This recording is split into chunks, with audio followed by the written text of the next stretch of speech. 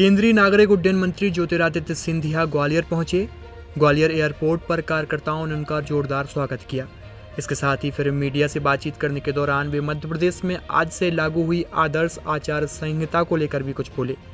उन्होंने कहा कि चुनाव आयोग का जो निर्णय है उसका पालन हम सभी को करना है। इसी के साथ ही विपक्ष द्वारा पीएम मोदी को पहले महादानव और अब रावण बताए जाने के बयान पर भी सिंधिया बोले हैं।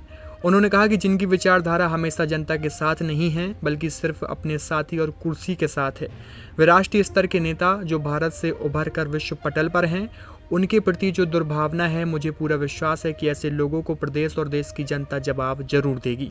इसी के साथ ही कांग्रेस से राज्यसभा सांसद राजीव शुक्ला ने कहा था कि 5 में से 4 राज्यों में कांग्रेस सरकार बनाने जा रही है। इस बयान पर सिंधिया ने कहा कि मैं पहले भी कह चुका हूं कि इस दुनिया में कोई भी राजनीति में ज्योतिष नहीं है। जनता का जो आशीर्वाद होगा उसका पालन करना, उसे सिर माथे लगाना हम सबका दायित्व है। ठीक हो, उस दिन की सौगातों से खुश हो। हाँ, बदल रहा है ना ग्वालियर। चंबल की पानी की योजना, बड़े महाराज के नाम पे सिंचाई की योजना, एलिवेटेड रोड का दूसरा भाग, सब कुछ एक के बाद एक श्रृंखला चल रही है।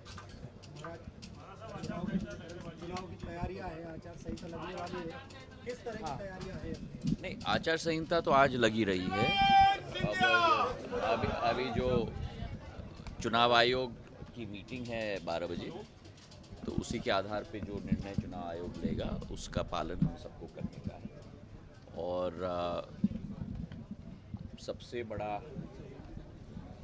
दान और सबसे बड़ा हक मतदान का होता है। मुझे पूरा विश्वास है कि हमारे 5 प्रदेश के मतदाता, तो इसलिए मैं कहता हूँ मतदाता, क्योंकि मतदाता भगवान स्वरूप होता है।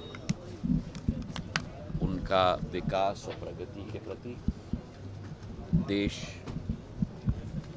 के वर्चस्व के प्रति, प्रधानमंत्री जी के नेतृत्व में भारतीय जनता पार्टी की सेवा, सुशासन और गरीब कल्याण की नीति के आधार पर पूर्ण आशीर्वाद भारतीय जनता पार्टी के साथ रहेगी। यही एक कामना मैं दिल की गहराइयों से हमारे मध्य प्रदेश की जनता, खासतौर से 5 प्रदेश की जनता की तरफ से ये कामना करता हूँ। इस बार देखने में आ रहा है लगातार पीएम मोदी को टारगेट किया जा रहा है।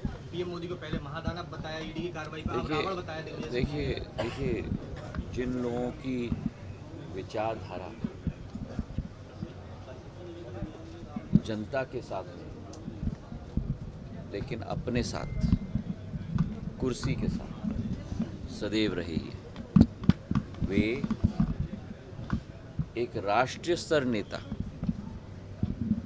जो आज भारत से उभर कर विश्व पटल पर उजागर हुए, उनके प्रति ये जो दुर्भावना है,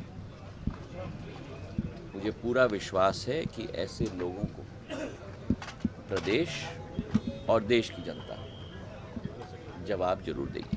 देखिए, मैंने पहले भी कहा है, इस दुनिया में कोई भी ज्योतिष नहीं राजनीति में। जनता का जो आदेश होगा उसका पालन करना, सर माथे लगाना हम सबका दायित्व है। और मुझे पूरा विश्वास है, मैं 5 राज्यों की बात नहीं कर सकता, पर मध्य प्रदेश में पूर्ण बहुमत के साथ भारतीय जनता पार्टी की सरकार बनेगी।